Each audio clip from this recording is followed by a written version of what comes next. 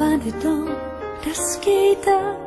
Mit vinterfrosne hjerteskras må smeltes ved at se det.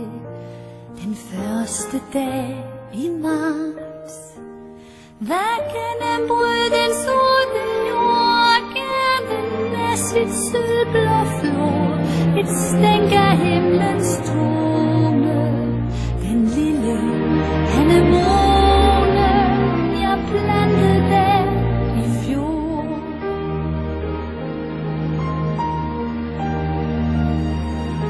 På Lolland, ja, den hente et kærtegn fra min fødeø. Så gik jeg her og ventede og tænkte, den må dø.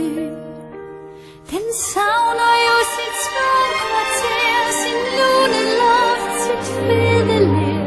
I denne fjendske zone forgår min anemone. Jeg ser den aldrig mere.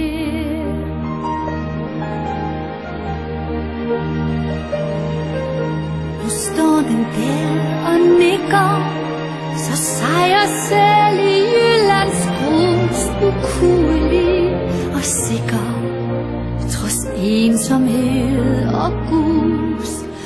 Som om alverdens modgang her har givet den et større værd, en lille Amazone. Og dog min anemone, som søens bølgeskær.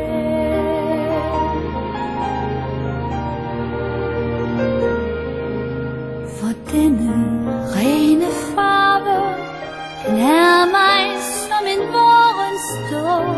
Den lader mig nyfødt arve en evighed af håb. Så bøjer